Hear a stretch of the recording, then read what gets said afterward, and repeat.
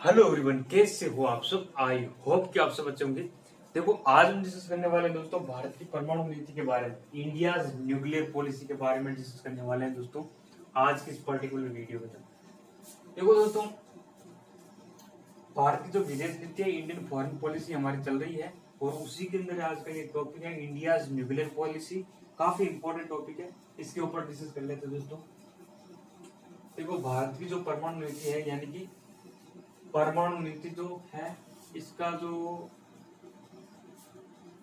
Background है वो हम समझ लेते हैं कि मतलब कब इसकी शुरुआत हुई थी और भारत की जो परमाणु नीति है वो कब से मतलब इसकी शुरुआत मानी जाती है। ठीक है दोस्तों, कब कब परमाणु परीक्षण हुए थे, ठीक है, और भारत की जो परमाणु नीति है वो क्या कहती है। ठीक है दोस्तों, तो इसके बारे में हम कंप्लीट डिस्कस करते हैं दोस्तों आज की इस वीडियो के अंदर। देखो दोस्तों, प्रथम जो परमाणु परीक्षण है, ठीक है दोस्तों, प्रथम परमाणु परीक्षण कब हुआ था? 18 मई 1974 को। ठीक है, इंदिरा गांधी भारतीय प्रधानमंत्री हुआ करती थी उस समय। ठीक है, भारतीय प्रधानमंत्री कौन थी? इंदिरा गांधी पीएम थी। और उस समय मतलब 18 मई 1974 को 18 मई 1974 को राजस्थान के पोखरण के अंदर, मतलब राजस्थान का जो पोखरण फील्ड फायरिंग रेंज है, वहां पर मतलब परमाणु परीक्षण किया गया था। प्रथम परमाणु परीक्षण हुआ था। ठीक है दोस्तों, क्योंकि मतलब भारत को मतलब अपनी जो सुरक्षा है, अपनी सुरक्षा को बढ़ावा देने के लिए, अपनी सुरक्षा को सुनिश्चित करने के लिए मतलब, और बाहरी जो पड़ोसी देश है उनसे मतलब खुद की सुरक्षा सुनिश्चित करने के लिए मतलब परमाणु जो परीक्षण है वो उपयुक्त समझा। और परमाणु संपन्न देश बनने के लिए मतलब भारत है वो एक तैयारी कर रहा था। ठीक है दोस्तों, तो ये मतलब जरूरी था क्योंकि भारत की जो सुरक्षा है वो अति आवश्यकता थी। तो भारत ने मतलब प्रथम परमाणु परीक्षण कब किया था? 18 मई 1974 को। ठीक है दोस्तों, इंदिरा गांधी पीएम थी। और जो परमाणु परीक्षण है, वो जो प्रथम परमाणु परीक्षण हुआ था 1974 को, 18 मई 1974 को, उसका नाम था स्माइलिंग बुद्धा। ठीक है दोस्तों, ये नाम याद रखना, एग्जाम के अंदर पूछा जाता है। स्माइलिंग बुद्धा है उसका नाम था परमाणु परीक्षण का। ठीक है दोस्तों, राजस्थान के पोखरण के अंदर हुआ था, इंदिरा गांधी पीएम थी। और दूसरा जो पोखरण है, दूसरा जो परमाणु परीक्षण है वो कब हुआ था? सेकंड परमाणु परीक्षण है वो पोखरण 2 के नाम से जाना जाता है। और वो 11 और 13 मई 1998 को हुआ था। 1998 को अंदर को हुआ था, 2 दिन, 11 और 13 मई। इसके अंदर 5 परमाणुओं का परीक्षण किया गया था। ठीक है, 5 परमाणु परीक्षण किए गए थे उस दिन, 2 दिन के अंदर। और इसी दिन मतलब भारत है वो परमाणु शक्ति संपन्न बन गया। ठीक है दोस्तों, भारत है परमाणु शक्ति संपन्न राष्ट्र बन गया 1998 के दिन। ठीक है दोस्तों, जब सेकंड जो परमाणु परीक्षण है वो कंप्लीट होने के बाद भारत है परमाणु शक्ति संपन्न देश बन गया। ठीक है दोस्तों, ये चीज आपको ध्यान रखनी है। अब जो भारत की जो परमाणु नीति है वो मतलब 2003 के अंदर बनी थी। भारत की जो परमाणु नीति है वो कब बनी थी? 2003 के अंदर। क्योंकि जब ये 1998 के अंदर परमाणु परीक्षण हुआ था तो बहुत सारे जैसे अमेरिका जैसे राष्ट्र है, तो विश्व समुदाय उसने भारत पर प्रतिबंध लगाना आरंभ कर दिया कि भाई भारत है वो परमाणु परीक्षण कर रहा है। तो उस परमाणु परीक्षण करने की वजह से 1998 के अंदर भारत पर अनेक प्रतिबंध लगाए गए। लेकिन भारत ने ये मतलब खुला कर दिया कि जो भारत का जो परमाणु परीक्षण है वो भारत की सुरक्षा को और प्रतिरक्षा को सुनिश्चित करने के लिए मतलब परमाणु परीक्षण किए गए हैं। और भारत अपनी सुरक्षा सुनिश्चित करना चाहता है, इसलिए भारत ने परमाणु परीक्षण किए हैं। और इसको साबित करने के लिए भारत ने मतलब अपने 2003 के अंदर मतलब अपनी परमाणु परीक्षण परमाणु नीति है वो बना दी। और उस परमाणु नीति के अंदर मतलब वो सिद्धांत दिए थे, 7 सिद्धांत दिए थे। और वो साफ स्पष्ट कर दिया कि भाई भारत है वो परमाणु परीक्षण किया है तो परमाणु संपन्न राष्ट्र बना है, तो मतलब खुद की सुरक्षा के लिए बना है। ठीक है, किसी दूसरे देशों पर मतलब आक्रमण करने के लिए या परमाणु हमला करने के लिए मतलब कोई भारत का उद्देश्य नहीं है।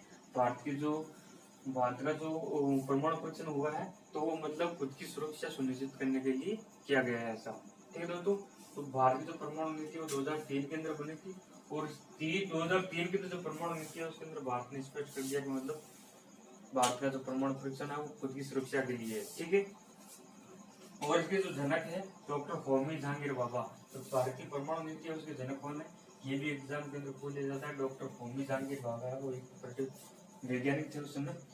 तो मतलब इनका ये कॉन्सेप्ट था। ठीक है दोस्तों, अब डिस्कस कर लेते हैं दोस्तों हम भारतीय जो परमाणु नीति है उसके सिद्धांत कौन कौन से है। ठीक है दोस्तों, तो देखो दोस्तों, भारत की जो परमाणु नीति है उसके सिद्धांतों के बारे में चर्चा कर लेते हैं हम। सिद्धांत है वो काफी महत्वपूर्ण चीज है यार। सिद्धांतों के बारे में आपको पता होना चाहिए कि जो सिद्धांत है ना, यहाँ से क्वेश्चन है वो एग्जाम में अक्सर यूजीसी नेट के अंदर बनता है, और यहाँ से सिद्धांतों से कोई विकल्प है वो उठाकर आपको एनटीए की यूजीसी नेट के अंदर पूछा जा सकता है। तो सिद्धांतों को अच्छे से मेमोराइज करना है, अच्छे से आपको ध्यान में रखना है एज इट इज। ठीक है दोस्तों, तो इसके सिद्धांत पढ़ लेते हैं। कौन से सिद्धांत है, कौन से सिद्धांत है, वो 7 सिद्धांत है, उसके बारे में डिस्कस करते हैं। पहला सिद्धांत है नो फर्स्ट यूज। इसका मतलब क्या है, पहले उपयोग नहीं। इस नीति के अनुसार भारत है वो किसी भी देश पर तब तक परमाणु हमला नहीं करेगा जब तक शत्रु देश भारत पर हमला नहीं कर देता। यानी कि कहने का मतलब है कि भारत का मतलब ऐसा कोई इरादा नहीं है कि मतलब किसी देश पर परमाणु हमला करने के लिए वो अपने परमाणु हथियार बना रहा है।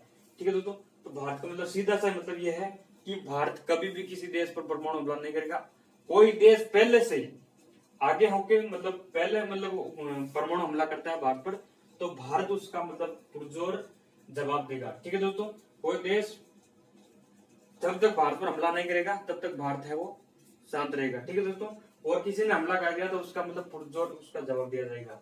भारत किसी भी देश पर तब तक परमाणु हमला नहीं करेगा जब तक शत्रु देश है वो भारत पर हमला नहीं कर देता है, तब तक हमला नहीं करेगा। और हमला किसने कर दिया उसका मतलब पुरजोर मतलब जवाब दिया जाएगा। ठीक है दोस्तों, तो ये मतलब नो फर्स्ट यूज है, पहले उपयोग नहीं सिद्धांत है, इसको मतलब आपको ध्यान में रखना है। ठीक है दोस्तों, पहले उपयोग नहीं किया जाएगा परमाणु हमले का। और दूसरा है भारत अपनी जो परमाणु नीति है उसको सशक्त रखेगा, मजबूत रखेगा, जिससे कि दुश्मन के जो शत्रु है उसके मन में भय बना रहे, पहले से डर बना रहे कि भाई भारत है वो परमाणु ऑलरेडी परमाणु शक्ति संपन्न देश है, तो उस पर मतलब पहले से मतलब वो सोचेगा, 2 बार सोचेगा ऐसा करने के लिए। ठीक है दोस्तों, तो मतलब सशक्त बन भारतीय जो परमाणु नीति है उसका मतलब सशक्त रहेगा, मजबूत रहेगा कि दुश्मन के मन में पहले से ही ऑलरेडी भय बना रहे। ठीक है दोस्तों, और तीसरा है दुश्मन के खिलाफ परमाणु हमले की कार्रवाई का अधिकार जनता द्वारा चुने हुए प्रतिनिधियों, जो जनता के जो चुने हुए प्रतिनिधि है अर्थात देश के जो राजनीतिक नेतृत्व होगा।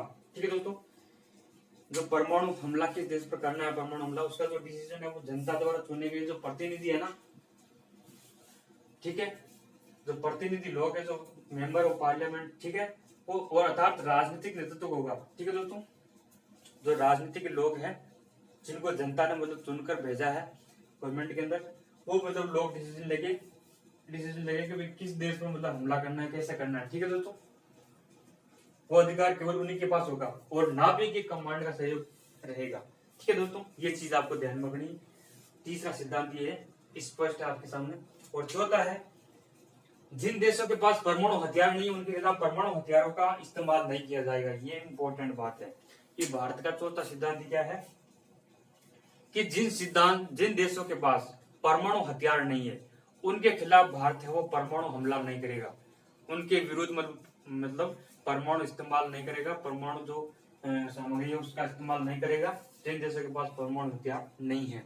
ठीक है दोस्तों, और पांचवा है यदि भारतीय खिलाफ या भारतीय सुरक्षा बलों के खिलाफ कोई रासायनिक या जैविक हमला होता है, भारत के जो सुरक्षा बल है उनके खिलाफ कोई रासायनिक या जैविक हमला होता है, तो भारत के जवाब में परमाणु हमले का विकल्प खुला रखेगा। ठीक है दोस्तों, कोई भी जैविक हमला होता है भारत पर या भारत के सुरक्षा बलों पर, जो इंडियन आर्मी है, फोर्सेस है, उस पर जैविक हमला होता है या रासायनिक हमला होता है, तो इसके जवाब में भारत है वो परमाणु हमले का विकल्प खुला रखेगा। ठीक है, फिर ये कदम उठाएगा भारत। ठीक है दोस्तों, तो ये मतलब 5 सिद्धांत है। और छठा सिद्धांत है उसको हम डिस्कस कर लेते हैं दोस्तों। छठा सिद्धांत क्या है कि भारत के जो परमाणु मुक्त विश्व बनाने की जो वैश्विक पहल है उसका समर्थन करते रहेगा। भारत है जो परमाणु मुक्त यानी कि परमाणु कम से कम हो, ठीक है, परमाणु हथियार है एटम वो कम से कम हो, परमाणु मुक्त विश्व बनाने की वैश्विक पहल विश्व स्तर पर पहल करेगा। ठीक है, उसका समर्थन करता रहेगा हमेशा के लिए। ठीक है दोस्तों, ये भारत का एक सिद्धांत है तथा भेदभाव मुक्त बिना भेदभाव के परमाणु निःशस्त्रीकरण के विचार को आगे बढ़ाएगा। ठीक है दोस्तों, बिना भेदभाव के परमाणु निःशस्त्रीकरण को आगे बढ़ाएगा। ये मतलब इसका छठा सिद्धांत है कि क्या है कि भारत परमाणु मुक्त विश्व बनाने की वैश्विक पहल का समर्थन करता रहेगा तथा भेदभाव मुक्त परमाणु निःशस्त्रीकरण के विचार को आगे बढ़ाएगा। यानी कि परमाणु है वो कम से कम हो, उसका जो निर्माण है, निःशस्त्रीकरण है, वो मतलब कम से कम हो, शस्त्रों का जो निर्माण है वो कम हो। ठीक है। और सातवां इसका जो सिद्धांत है वो क्या है कि किसी भी देश ने यदि भारत पर परमाणु हमला किया है, कोई भी देश मान लो भारत पर परमाणु हमला कर देता है, तो उसका प्रतिशोध भयानक होगा।